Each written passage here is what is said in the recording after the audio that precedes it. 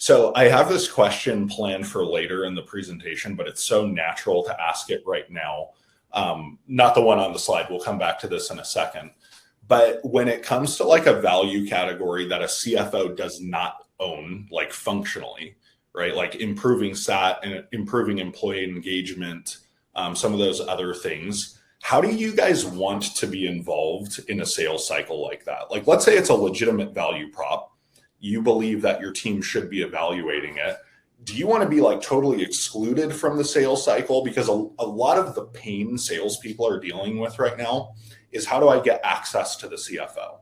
And is that even the right question that they should be asking? Like, do you want to give yourself access in these kind of situations? Help us unpack that question. I have a strong opinion on that one, Chris. The short answer is, it will ultimately, particularly in this environment, come to us, but we don't want to be involved early, frankly. I mean, that is the CXO's job, to sort of advocate why they're buying a particular technology or service to maximize whatever, element they think is important, working with their FP&A person. I mean, that's the first protocol here at Gong, is that CXO works with their FP&A business person and the seller to develop a business case. The FP&A person is keeping me in the loop in the background if it's going to be a substantial enough of an investment.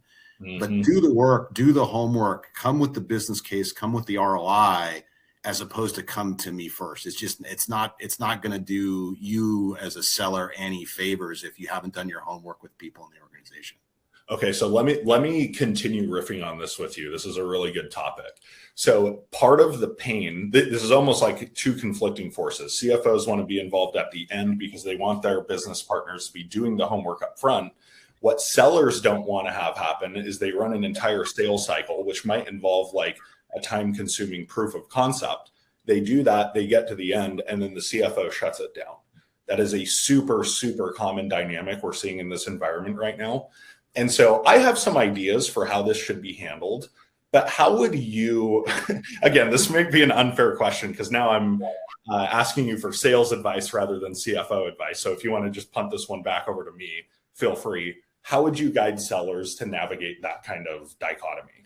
Well, I think what Tim was saying in his case is, Tim's got kind of like a deputized force out there, meaning his FP&A team.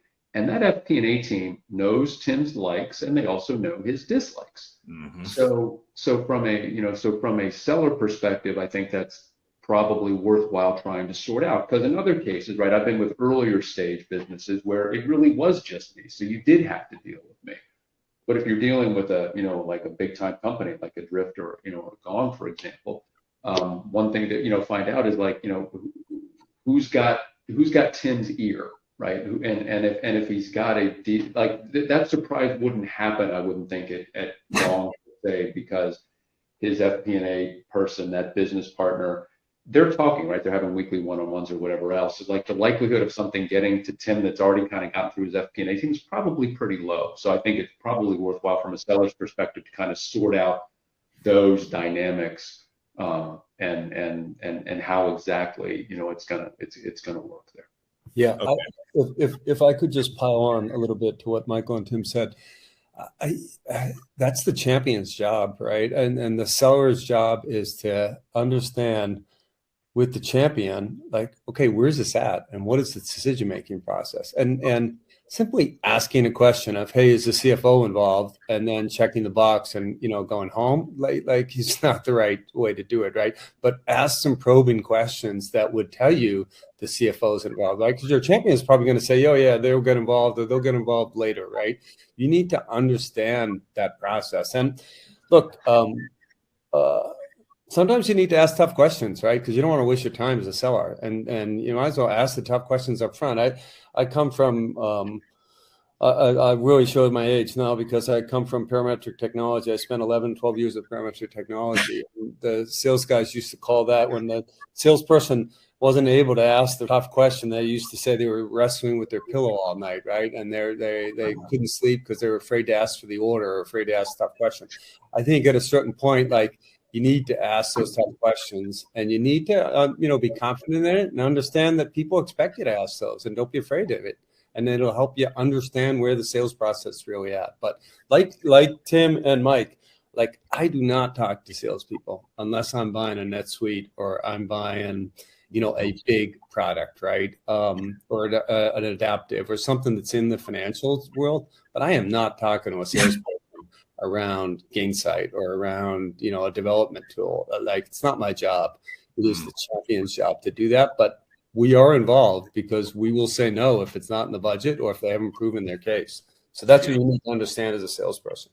So I'm hearing 3 actionable things sellers can do to align with this reality. One, and we'll go deeper on this in a few minutes, is champion development. You've really got to select and develop the right champion to be able to navigate that sales process internally.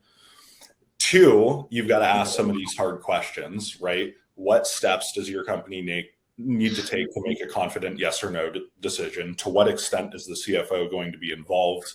How does he or she want to be involved?